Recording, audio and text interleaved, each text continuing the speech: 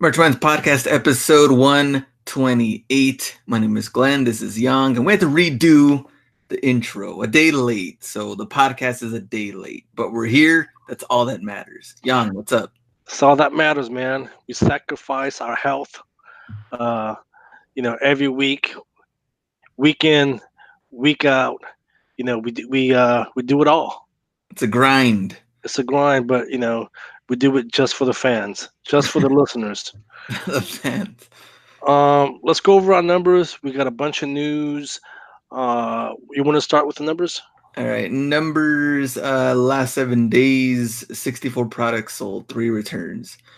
Estimated royalties 191 and 90 or 191 and 18 cents. So it's gone up a little bit, right? Yeah, it's gone up. It's gone up like $40 or so. Okay. Excuse me. Last 7 days, 96 products sold, 7 returns, estimated estimated product purchase $1,786.35, estimated royalties $331.04. So I'm pretty much plateaued, it seems like, for the last 2-3 weeks, right around the $350 mark. I keep fluctuating in between there. Not bad. It could be better. I have been uploading. I admit I haven't uploaded in the last 4 or 5 days, but I have been uploading. Hopefully I will see some results. But your only designer right now technically is Penji, right? No, Oh. remember, I got Penji. I got the one illustrator, and then I have that one graphic designer that I hired locally. But I thought you haven't really been like working like a lot as compared to what you used to. But that was what 2-3 weeks ago, right?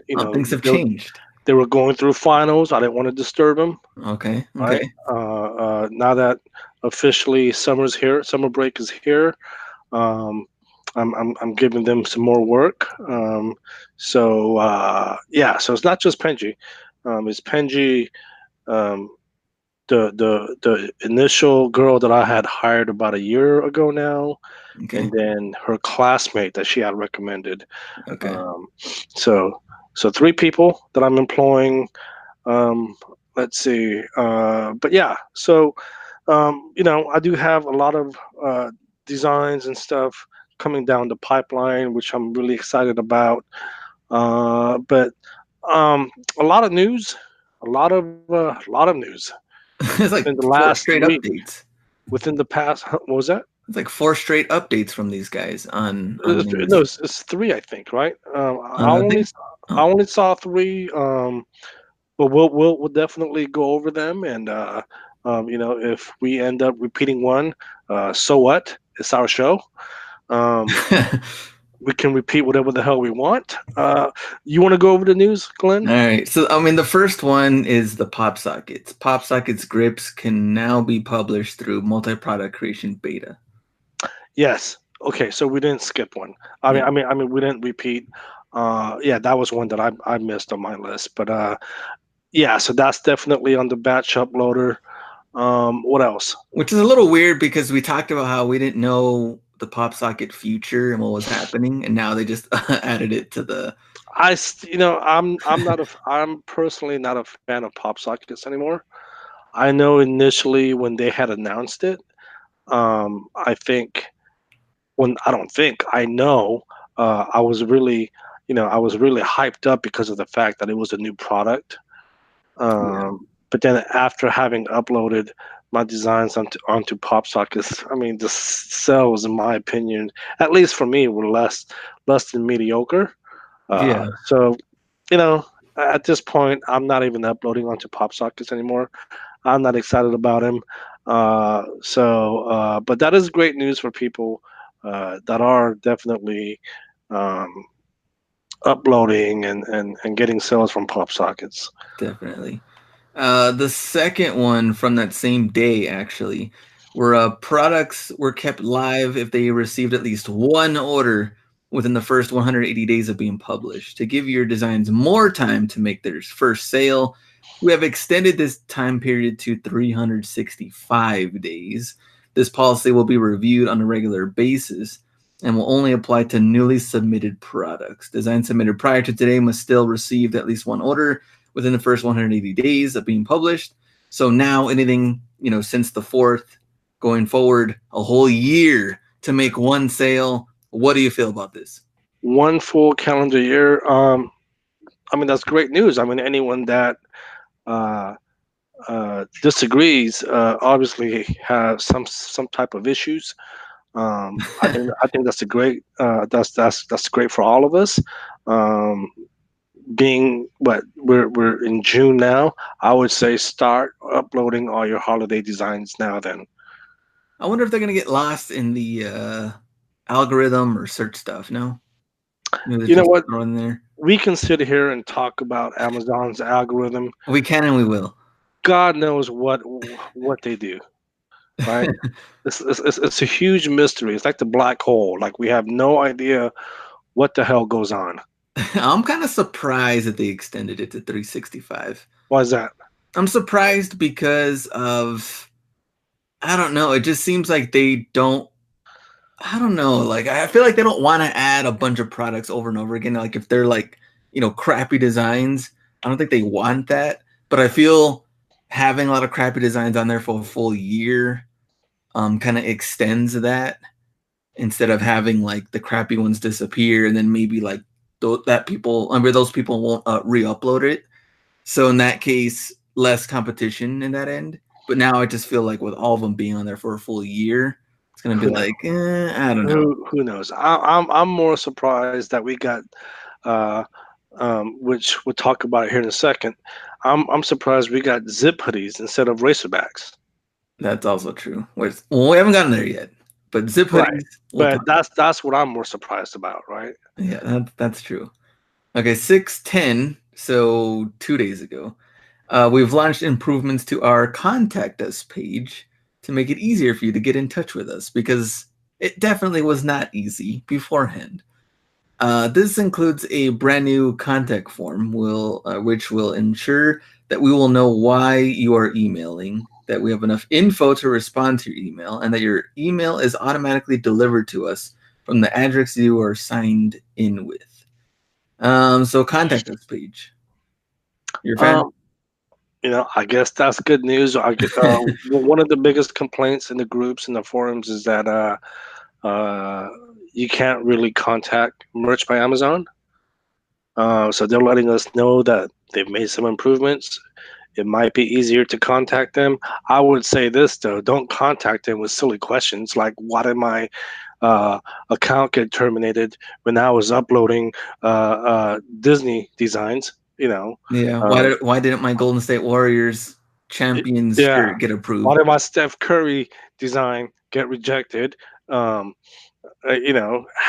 real, real questions that can help your business. Not stupid questions, obviously. A lot of it is just common sense, right? I think people just sometimes, they ask questions because they want reassurance.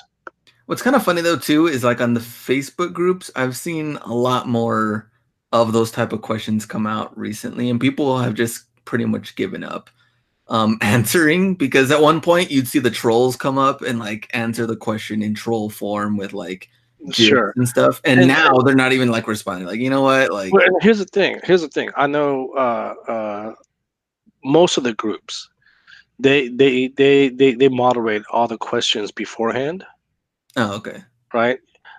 See, we don't do that, because here's the thing, and the reason being is because, like, some people actually, we talked about this, like people actually don't know. Imagine when you first started, okay, and I'm not saying you, Glenn, but just, the average listener, go back to when you guys first started Merch by Amazon 2 years ago and you didn't have the answers, right? Mm-hmm. So I would say, now that you're a 2-year veteran, put yourself in the people's shoes who are just getting into Merch by Amazon. There are people who don't know, and they're asking legitimate questions, and some people are just being trolls about it. And and I get it. Some of the questions are they They can do a Google search and whatnot. But you know what? That's what the And groups there's are YouTube for. videos, and there's Yeah. podcasts, and that's why the trolls get riled up. But but the group's there too, right? So there's in my opinion, I don't have a problem with people asking questions like that. I got a problem when people start doing stupid stuff, right? Um, and then we don't want to get into that. All right, last update. So this one was yesterday. Zip hoodies are launched. For more information on styles, fits, and colors, we will enable publishing on a rolling basis starting today in our multi-product creation beta, and so on and so on. So zip Mhm. hoodies. Again, hey, this is exciting, right? We have a new product. We have a catalog now of various products. What hoodies, V-necks, standard shirts, premium shirts. What am I missing here? Tank tops, um, Raglan and raglins, and long now sleeve V-neck and and everything. now the zip hoodies. Again, hey, we have another great product in our catalog. Eh, I prefer racerback tank tops for the ladies. Yeah. Well, I mean, at least you got another product. I think getting ready for the fall. If that's something you want to do, Q4 would be smart. So for the pullovers and the zip hoodies, Hmm. that'll be good if you want to Absolutely. start now. So So I have a question for you, man. yes, Okay, go ahead. with all these new announcements and everything within the last week, does that even excite you at all? Because look, this is a serious question. Look, because Okay, I, great. I have people even ask me, man, what's going on with Glenn? Even though we openly talk about it, people still ask me, what's going on with Glenn? Is he even interested in doing merch anymore? I was like, I don't know. I'm like, he's making more money doing other things. Does this excite you? It does excite me. But right now, what's making me the most money is not this. So that's why my focus is elsewhere right now. I agree. Yeah. And we'll talk about that more here in a second. But yeah, no, this is pretty exciting. A lot of news within the last, not even a whole week. So merch is definitely making some significant updates. Again, we should all be very grateful. This is a great opportunity for all of us. Um, let's talk about this weather here in the Bay Area, dude. I'm not even joking, dude. I damn nearly freaking had a heat stroke the other day. Um, um, man, it's pretty bad. How hot is it over there? It was 101 degrees yesterday, What? I thought you which were is just messing around. That's actually hotter than here. Here which we're is at um, which is 93. really unusual this time of the year. Today's around 95, 96. It was so bad, and I'm not even okay. I'm not even joking. I don't have AC in my unit. What? Young. This guy, But it's 90. It says 94 right now, San Jose, California. yeah, And no air. well, I have air. I don't have AC, fool. Oh my gosh. No, this is unusual. It normally doesn't get this hot. That's what I'm trying to tell you. Yeah. It says There's we tomorrow 83 and then 80. typically we don't need AC, right? It doesn't really get this hot. Um, and let me see. It was Monday night, man. I was sleeping. Normally my dog sleeps in the bed with me, and poor dog, man. I mean, like when it's hot like that, like I can manage. Obviously, I'll just get up, get a glass of water, and I'll do whatever I can to cool off. Man, my dog, the whole night he was panting. He would go under the bed, and then he would come back on the bed, and then he would like every 5 minutes he would like change positions, find a new spot on the bed where it's cooler, and he was doing that all freaking night, dude. That was Monday night. Tuesday, I didn't even go to work because I was all messed up from my dog doing that. Um, so Tuesday, I just took him to freaking doggy daycare, and I said, "Look, it's probably cooler in here. You guys can have him for the night." And But yeah, man, dude, it was really. I felt really bad, dude. I thought my dog was gonna freaking die of heat stroke, Man, that's wild. and so I put my dog. I mean, he seems better today. We'll see tonight. Um, And yeah, this has been really unusual. Um, Look, I talked about this, okay, in the past. So there might be a new opportunity that's coming up. You know how we talked about me trying to work remotely at my day job, Mm-hmm. so I can move closer to my folks. Anyway, there might be this new opportunity coming up. I'm not gonna get my hopes up because every time I do, things don't work out the way it wants. But we'll see how it plays out. I'll let you guys know. I'll keep you posted on how that works out. Let's talk about my side hustles. Right, you Okay. know how I've been doing a lot of web stuff for clients. Obviously, merch isn't paying the bills like it used to, so I have to go back to the basics and offer my services elsewhere. Um, Landed a client the other day. I'm not going to mention any names, okay? But it's an ex UFC fighter's wife. Oh, okay, cool. Okay, that's all I'm gonna say. So here's the thing: San Jose is known to be like the capital of the UFC training camps, right? Because this is where everyone pretty much comes and trains, right? Okay. Um, so there's a lot of UFC fighters here in town, but I was able to land a client of an ex UFC fighter's wife. I'm doing her website as we speak. It's coming out pretty good. So That's pretty cool. yeah, yeah, that's pretty cool. And then the NBA Finals, man. Who you got? Oh, man, I mean, I am going for Golden State, and I do want them to pull it off. But like I said, if Raptors did win, I wouldn't be mad. But I want Golden State to win. Obviously, I want Golden State to win too because they're, you know, I live here in the Bay Area. Um, But what but what about the about trashy Raptor fans just those damn Canadians? What is up with cheering for Kevin Durant's injury? cheering when a man is down and Disgusting. out? Yeah. You sick bastards. Um, Speaking of Canadians, we're actually going to talk to a couple of Canadians today. They're actually nicer than these other Raptor fans. We're talking to Dionne Baker and her business partner Jay DeSouza. Um, Great guys. They're experts on Shopify and Etsy. They've been doing it for a long time. So let's talk to Jay and Dionne. Hey everyone, we have a wonderful show today.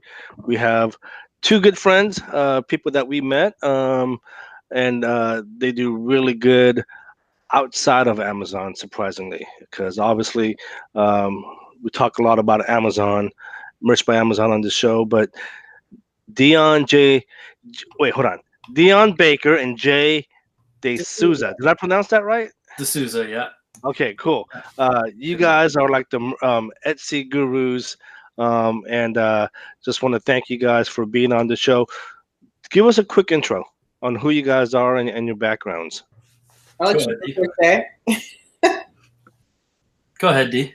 Oh, okay. So I'm Dionne Baker. Basically, my background is in marketing and communications, and that is like my corporate background. I was in that for around 10 years. At the same time I was working full time, I just had this, I don't know, thing where I was becoming a bit of a workaholic and not really able to manage this work-life balance that I really think is just a myth. I don't think it actually exists when you work corporately. So I had started in between like one role and another role, starting that, my own little online shop. And I had done that by like teaching myself to code, and it was sucky and I hated it, but like the shop worked and it sold things. And then so shortly after that, Shopify opened up, and they basically, made it easy for people to not need to code to make really beautiful storefronts. So I moved my little coded site over onto a Shopify storefront, and the business just kind of really expanded from there. We were carried in stores internationally. We kind of built a big brand, and then I thought, well, hey, why not put some of that stuff on Etsy? in the meantime, because being entrepreneur is kind of lonely sometimes, especially when all the people that you kind of know and hang out with are still working corporate gigs and can't quite understand what you do. I kind of took this part-time job just to get out of the house, right? And it was at this place where I threw axes. And we just kind of taught people how to throw the axes, playing these little tournaments. Well, hold on, time out. You mean like one of those axes like you throw over the head? Yeah. So hatchets, it's little tournaments, and there was this little arena, something that started in Toronto. And there was this little arena where I took this part-time gig as a way of just actually getting out of the house, because after a few years of just kind of being an entrepreneur, like working on digital things in that are, like, really you don't have to leave the house to do. I was finding that I was getting a little squirrely, and my husband was like, every time I come inside from work, you're like, because there's just no human interaction. I was literally sitting in front of my computer for hours on end, working on things, creating new things, or hand sewing a lot of the stuff that we were making through that company that I had started, right? So basically he said to me, like, you have to do something. And I was just literally at that axe throwing place to play, like, not to try and like do anything. And they were like, we need girls to like teach other people, because it's kind of looking like a sausage party over here, and we want to do this part-time. So I was like, hey, sure, why not? Like, it's a great way to get out of the house. And that's where I met Jay's wife, Stacy. So Stacy was like, you and Jay need to talk to each other, because like he has this Etsy thing, you do this Shopify thing, you know, like you guys get each other. and she's like, and 90% of the time he's talking to me, and I'm like, but I don't know what he's talking about. So that was kind of how like we met. Jay and I met, and then we just like instantly hit it off from there and partnered up on the Etsy course, and the rest is history, really. Nice. Jay, What about you? I think your mic's muted. Okay, there you go. Yeah, no, I'm good now. Yeah, okay. Yeah. So I guess that's been when we met through my wife, pretty much. Been what, like just over 2 years now, maybe 3 years, I guess. Closer to 3, yeah. Yeah, it's been a while now, yeah. But yeah, so before that, I guess same kind of general idea as Dionne. I was corporate world. I was a graphic designer. Went to school for graphic design. Ended up managing at the #1 publisher in the country at the time. Graduated to management, and then sure enough, you know, like a union job, you go to management, now you're making less money, working more hours, right? Found that out pretty quickly. And then layoffs came down the pipe. I ended up being, as management is non-union, so I ended up being the youngest manager on the totem pole with the least amount of seniority. Layoffs were coming, time to jump ship. A friend offered me a job in the IT department at TD. Took it, hated what I do. Like, as a young, I know you're a graphic designer, right? But yeah, so imagine going from that to doing like mainframe data stuff with like black screen and green and white text, right? Yeah, I would go nuts. It's absolutely insane, and it hurts to look at, right? Like, so that was like 7 a.m. to 7 p.m. a week of days, and then a week of nights, 12-hour shifts in the back end of an unmarked building, consolidating like TD Bank's financials. So 5 years of that, of crazy back and forth shift work, sleeping like 3 hours here and there. I decided, like, the plus with the shift work is that it gave me, you know, ample time on the downside to build up my freelance stuff again, right? So I took the 6-7 years there, got into Etsy, got into a couple other things, and decided I didn't want to do the freelance anymore after jumping ship from TD, just because I didn't want to do as much work for other people. I'd rather just put up some cool shit on a shirt and hope it sells. But in order to get to that point, you have to be able to sustain what you're doing over here first, right? So I just built a freelance business, started doing logos, business cards, that whole thing, you know, small business from the ground up, and then got to a point where I just wanted to see if I could sell online. And then a friend of mine had found me. I put up, like, I don't know if you guys have Kijiji down there, but it's like a Craigslist. Just put up freelance graphics ads, and then he saw some stuff I did for I guess a few UFC fighters. A friend of mine's a promoter, and he saw some stuff I did for shirts for like GSP and stuff like that, and asked me if I would do some work for him. So this guy started paying me We negotiated $10 a design at the time. It was really basic, simple stuff. Then I said, screw that, just cut me a royalty. So it was $3 a shirt. And then I started realizing how much money this guy was making every day in sales. And I'm like, I'm opening a shop. You know what I mean? Yeah. We keep in touch. So there's no bad blood or anything like that. He often does a lot of one-off stuff for me if it's final or local or in a rush kind of job. And I help him out whenever he needs it with design work and stuff. So that turned out cool. But fast forward a few years and 4 or 5 Etsy shops later, 50,000 plus sales. Wow. 50,000. So you have 50,000 sales under your belt. Orders. So I mean, orders. Individual items would be higher than that, right? But that was I was at like I don't know, say 40. I don't know, mid 40s or something a little while back when I got intro to merch. That was a huge thing too, because you guys know Ken Reel's like the big man that way. Introduced me to merch, just hit me up talking about licensing back in the day. And he was like, by the way, you have all this artwork. You should definitely check out Merch by Amazon. So check that out.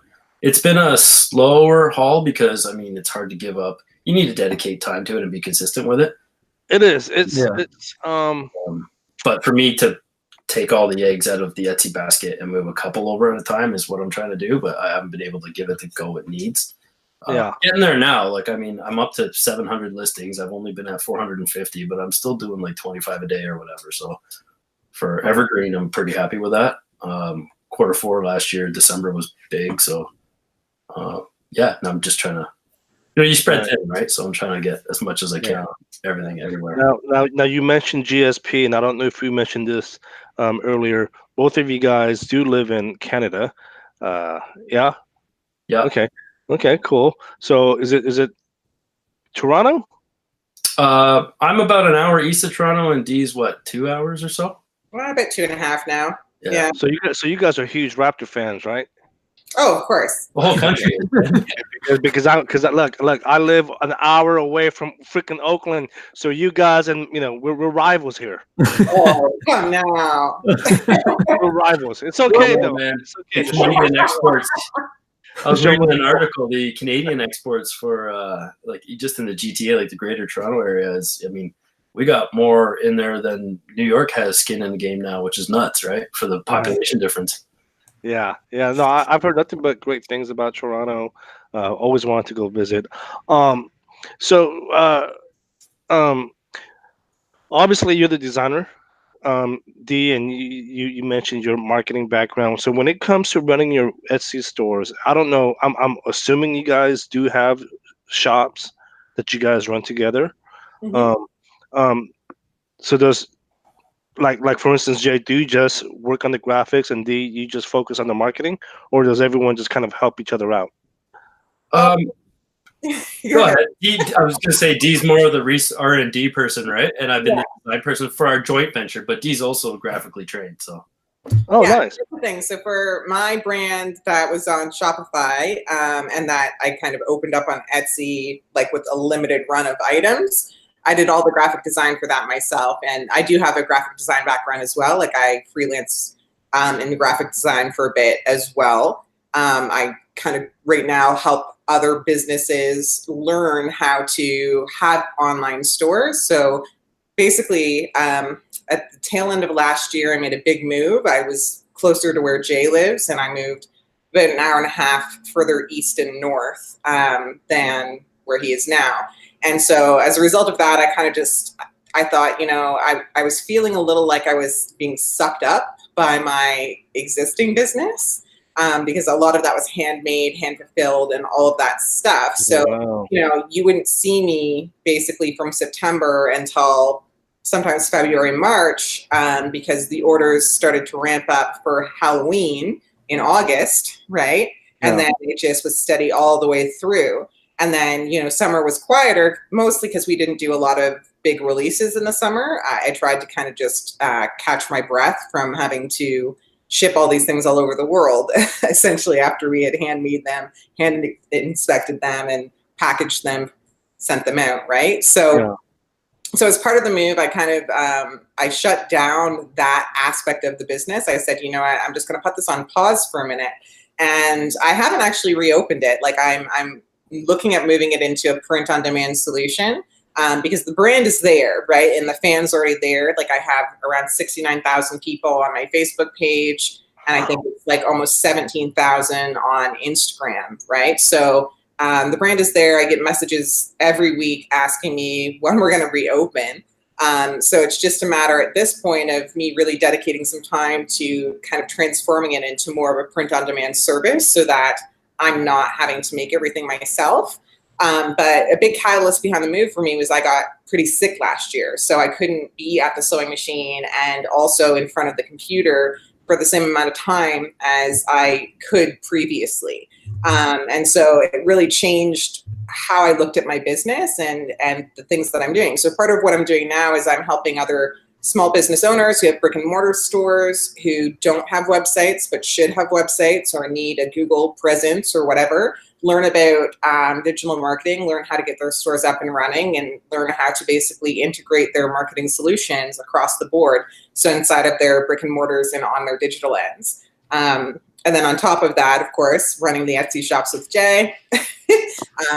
In terms of like research and development, running my own Etsy shop, which is on a print on demand. And then, you know, whatever else comes my way.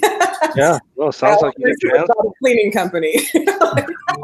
So how many Etsy shops do you guys have individually and I guess combined?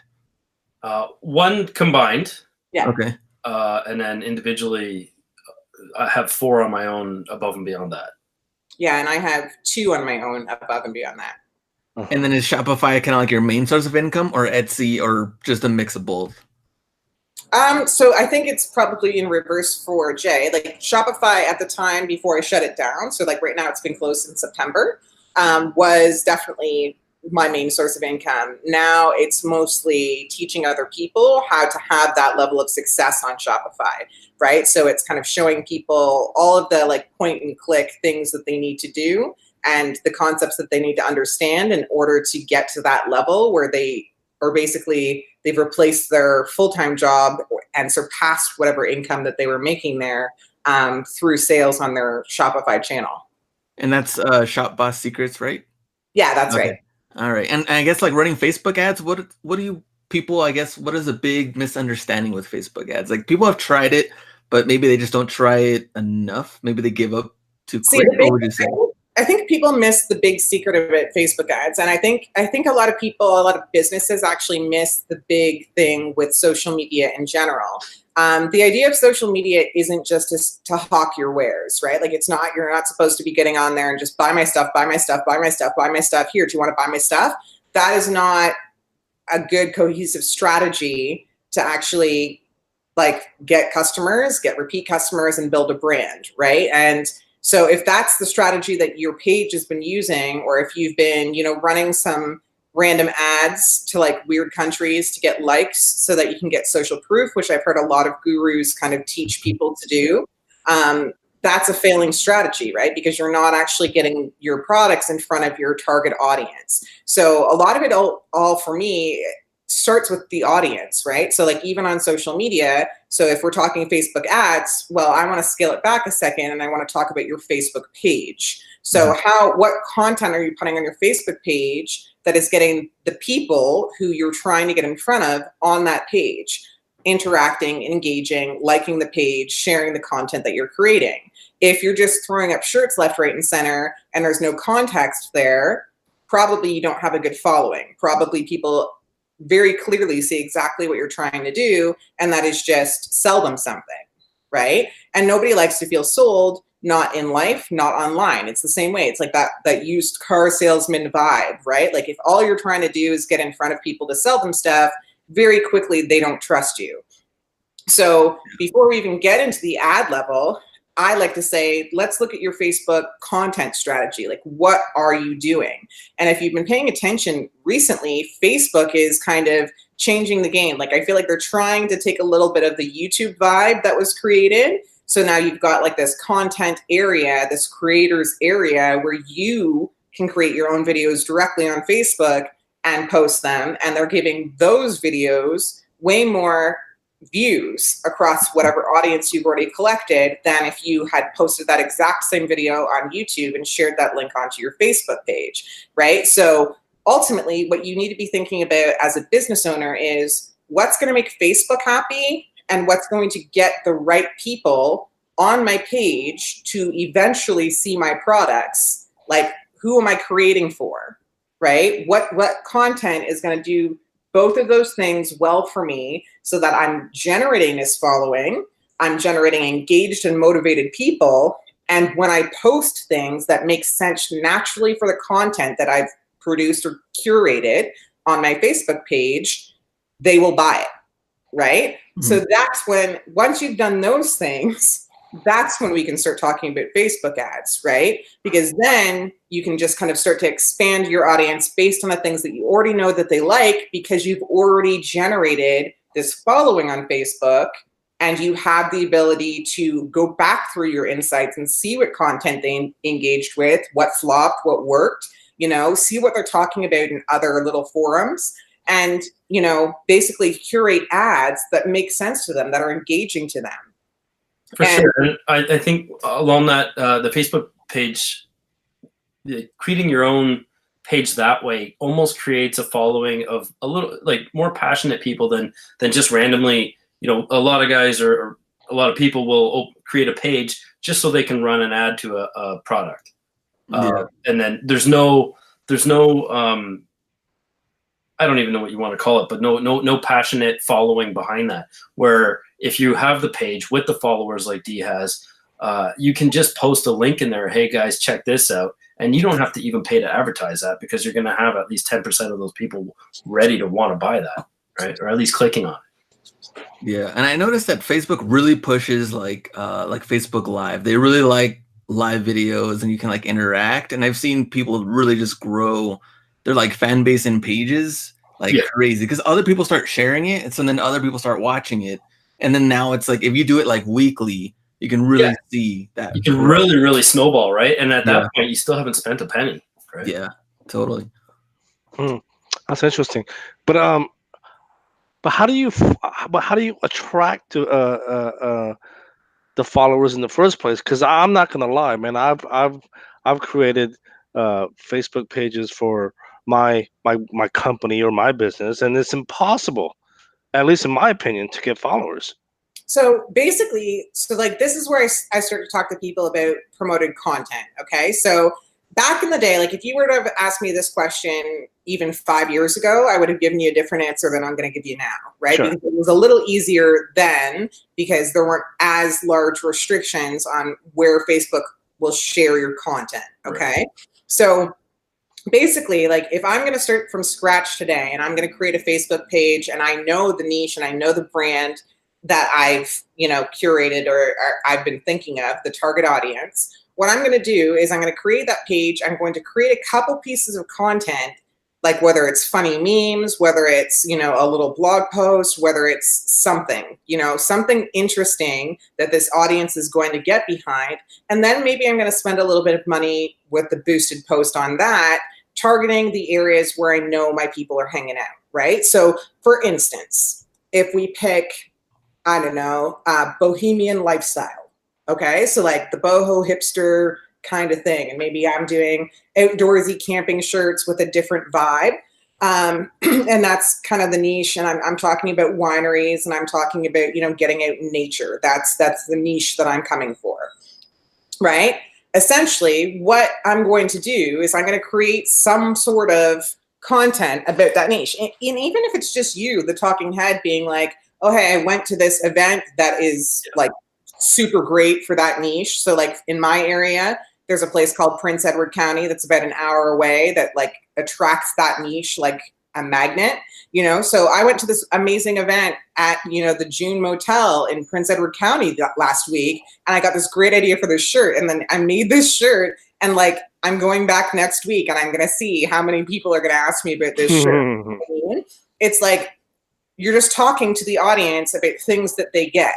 Do you know what I mean? So like, sorry, my dog is whining, but whether it's whether it's, something like that, like I'm talking about a June Motel, which is a big draw in Prince Edward County, or I'm talking about even like down here in Trenton. So like about 20 minutes down the road for me, there's a little flower shop with a huge following. It's called the Dahlia Flower Market. Okay. Very same niche that it's catering to as the Prince Edward County niche. So maybe I'm going to go down there and I'm going to take some pictures of bouquets that I got from the Dahlia Flower Market, and I'm going to start posting content that I know that niche is going to respond to, right? I'm going to throw a little money at that to boost it in the areas where I know that niche physically are hanging out. So for me, I know they're in Prince Edward County. I know some of them are in little pockets of Toronto, and I know for sure some of them are coming down into Trenton, okay? And then I'm going to generate my following, my first little basic following, about like 100 followers that way. Because once you start creating just even like 2 or 3 little pieces of content like that, people start sharing it, people start liking it, other eyes start being attracted to your page. So maybe you're spending $25 to boost a post, maybe it's $50. Do you know what I mean? But it's not a huge investment to just get a few likes on your page. And then as you continue to kind of post content that hits the mark for what those people are interested in, the page grows and it grows and it grows, right? Okay, that's great. That's awesome. Are you guys? I know you both mentioned print on demand, having your shops being fulfilled by third-party companies. Would that be Printful? I think I know the answer to this, Jay. I think you and I talked about this in the past, but let's just, I'll just pretend like I don't know. Who's fulfilling your products? Sure. So for all of my shops, except for one, including the one that is shared with Dionne, is a company called Shirtly.com. I tried Printful with the shop that Dionne and I are co-owners of, and because we wanted a specific premium product that Shirtly didn't offer, and it was the next level shirt, it's the nicer shirt. Shirtly has since started offering the American Apparel stuff, which is the exact same caliber. So now I've been able to move that one over to Shirley as well. Like you're talking, 2 business day turnaround. If you get your orders in by 11 a.m., they could be gone that day. I can't say usually, but 50% chance I'll be out the door that day. So. And Dionne, you're also using Shirtly? I'm not. I can move over. I do intend to move over to Shirtly. Right now I'm set up on Printful. So basically, Printful's been doing my stuff, and I haven't had the same issues. Like I know there's a lot of people who have complaints about Printful. I haven't heard any complaints about Shirtly, but I haven't had those same issues that a lot of people seem to have had with Printful. Like all of my orders go out within their specified timeframes, even during Q4. I haven't had like the misprints and the size issues or anything like that a lot of other shops seems to have had. But I will move over to Shirtly just because it makes sense in terms of what Jay said. Like the turnaround is much faster than Printful is. And so I kind of like the idea of that, because then, the customer is like, if I say, it ships in 3 to 5 days and it's gone in 2, it's that extra little like, ooh, like that was quick. You know what I mean? That you're giving your customers. It's kind of like a surprise and delight kind of thing. Yeah. Okay, I need to look into them. I can definitely. It's shirtly.com if you do want to look into it. There's people that always get it wrong. There's one called like shirt.ly or something. Yeah, I did that too. Not the right one. I know when Jennifer told me about Shirtly, I was like, Shirtly. So I typed it in and I'm like sitting there and I'm trying to like figure out how I do stuff in it. And I'm like, why are all these designs from like Thailand? Like, I don't understand. Okay.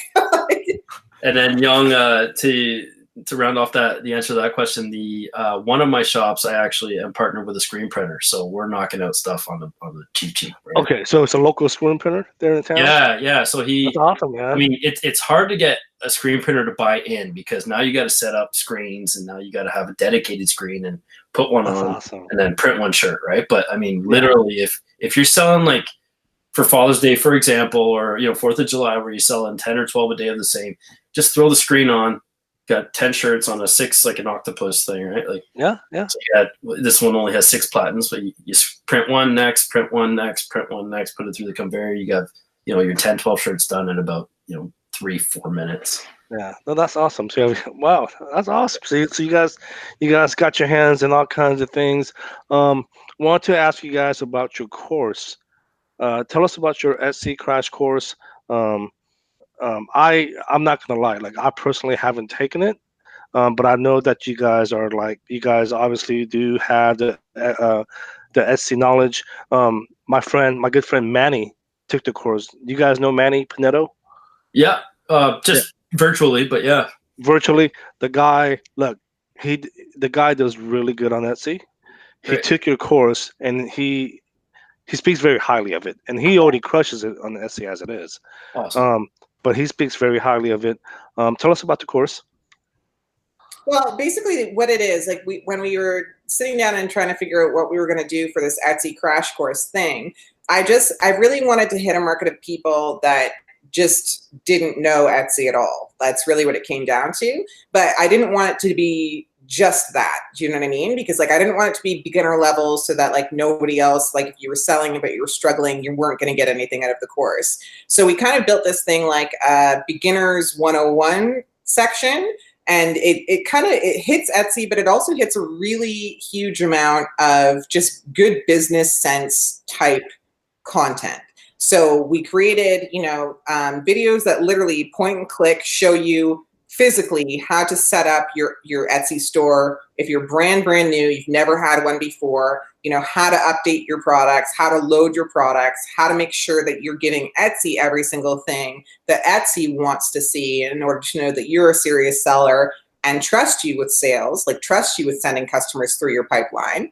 But then on the other side of it, we also teach you about branding, and we teach you about how to define your target audience. We go through the questions about, should I have a general store versus a niche store? How do I pick my niche? How do I do my niche research? All of those things. So it kind of, I think in the beginning, we had the intention of just hitting a market of people that were beginner level people. And then as we started kind of digging into this course, we were like, well, hey, like we should tell you this and we should tell you that and we should tell you all of these other things. And it just kind of started to stack up on itself.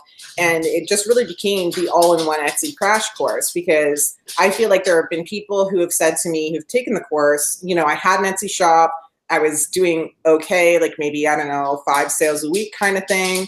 It wasn't great, but it wasn't horrible. But then I took your course and I was able to like level this up to a way higher level. Now I'm crushing it and it's bringing in some revenue for me. Mm-hmm. And it really just comes down to how you think about business. And I think in terms of like a merch audience, right, you still do your research, you do your keyword research and you create your design, but you're not really handling the product fulfillment. You're not handling the customer inquiries, the refunds, the branding, any of that kind of stuff. Like you're just basically creating a design that a specific niche or a target audience will like and respond to, or you think they will, right? Yeah.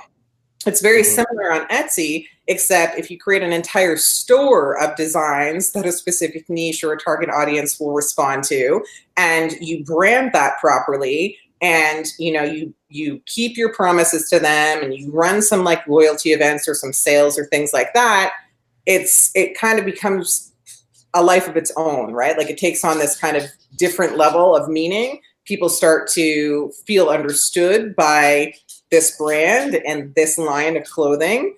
They start to kind of share it, right? And like I said, it kind of starts to take on a life of its own, because when you found that one niche and you've hit it really well, it just kind of expands outward, right? Like from there, because there's going to be, if there's one person that's into what you're doing, there's going to be 1,000 people that are into what you're doing.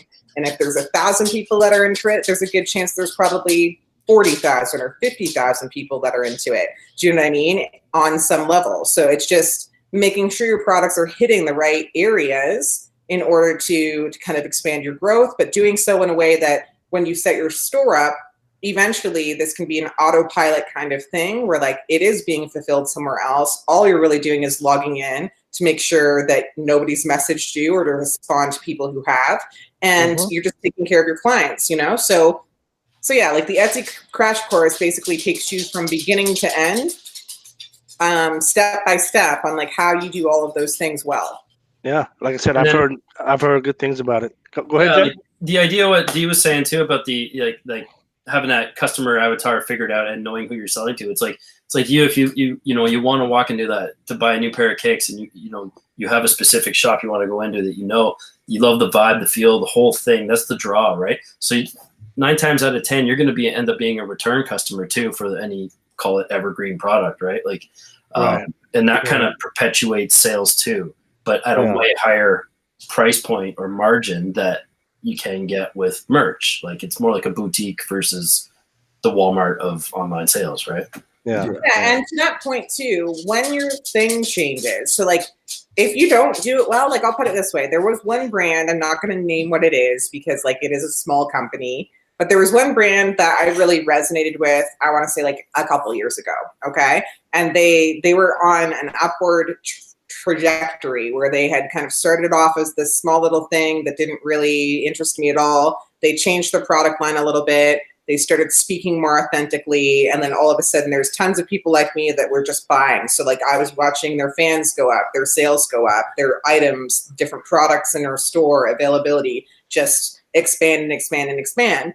And then it was almost like they got to a point where things were really good in their business. And they almost got, I don't want to say cocky. I want to say cocky is the wrong word, but really arrogant and just rude with people, not necessarily always with their customers, but with people socially that I would see in groups that were like me, you know what I mean? Who had bought something or who had some interaction with the brand owner. And it started to really turn a lot of people off, like very quickly. I want to know who they were. I know. I'm like, who are they?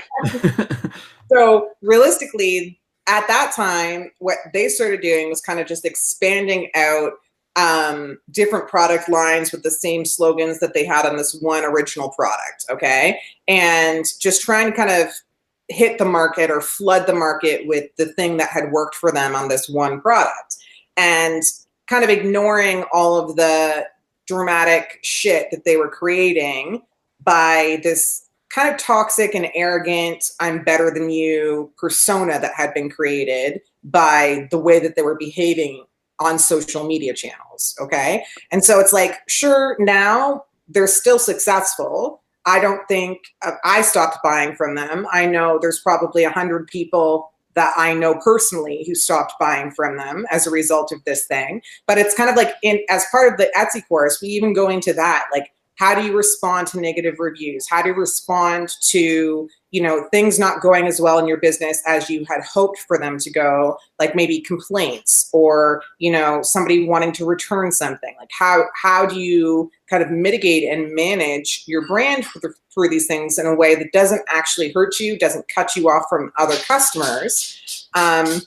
And it's kind of like this whole cohesive strategy, right? And it doesn't hurt you financially as well. Yeah, and that's the thing. Like I thought of that when you said that, Jay, because like truthfully, with that one company, I probably would have been a lifetime customer had they not turned into arrogant jerks, you know? And it's like the minute that switch went off and the ego took over in their head and it kind of just turned them into like a green-eyed monster, I was done. Like, I was like, that's not what I bought this for in the first place. I was enjoying the authenticity. I was enjoying the rawness and the grittiness of this product. But now, like, you're just mean. And that's no fun for anyone, you know? Yeah, no, I totally get it. But we'll definitely have the link for you guys' course in the show notes. Just one last question for you, Dionne. You mentioned the work-life balance. Did you ever find it since you left your corporate job? I'm finding it more so out here where I am now than I ever have before. And I think really the key is it's like you have to build in, just like you build in the time to work on your business, you have to build in the time to take the break from your business and enjoy your life. Because like that's the whole point, right? Like we're all striving and trying to like create these online things and make some income from them so that we can have a better quality of life. So you're not doing that if you're spending, 80 hours a week in front of your computer and you're not able to like go to that party or hang out with your friends or go watch the game at someone's house, right? Yeah, so then what's the point, right? Yeah, for me, it's turned into like I'm scheduling that kind of thing into my schedule just as just as readily as I'm scheduling, client work or new designs or whatever else, right? So yeah, I finally think I found the balance. That's awesome. That's great. Well, thank you both so much for being here. Jay, I know you and we talk somewhat on a regular basis, so I'll be in touch. Sure. Dionne, it's always a pleasure to talk to you. I know we met in Seattle. Yeah. You give a great presentation. Thank you. So I look forward to working with you again sometime here in the near future. Absolutely. Guys, thank you so much again. Good to see you go guys. Warriors. What's that? Go Warriors. Raptors. That was a good slide in there. I know. Go Warriors. Snuck that in. Raptors. All right, good to virtually meet you too, Glenn, man. Yeah, I appreciate it. Thanks for coming on. No problem. We'll get you guys set up with some links and stuff for sure. All right, cool. Yeah. Thanks so much for taking the time to have us on, man. Appreciate it. Absolutely. Super Always. appreciated. All right, so we recorded the interview yesterday. Obviously, the change in clothing, but I enjoyed the interview. I think going through also her website and seeing everything that they've done, they've sold a lot of units. Period. Shopify and Etsy. But what did you think? I mean, you talked to them. We first met, but then I think you've been talking, I think, to Jay kind of like regularly, right? Well, we talk on a regular basis, not every day, but we talk. But yeah, we obviously met Dionne in Seattle last year. Just a great person, smart, knows what she's doing, obviously. And Jay, I met earlier this year at the private mastermind. Met him and his wife, actually. Great people. Fun to be with, but at the same time, just any time, gosh darn it, man, we talk about this all the time. Anytime you can surround yourself with people like that, and you can pick their brains, right? Yeah. Look, we don't come on the show and say that we know everything, okay? I've never once stated that I'm an expert, right? But I can certainly talk to other people and learn from them and try to implement that into my business, right? Yeah. So anytime I can talk to people like, Jay and Dionne, man, take advantage. Yeah, definitely. Well, this one's going to get uploaded today, which you're just listening to it. It is the 12th, so we're like 2 days behind. But hey, we're here, like we said. That's what matters. Great interview. Anything else you want to throw in? No. You know what? It's starting to cool off. I can feel the breeze. That feels good. Got a conference call here in about 30 minutes. So busy man. I'm a busy man, dude. You know what I'm saying? I gotta get that paycheck. All right. So we'll see you next week.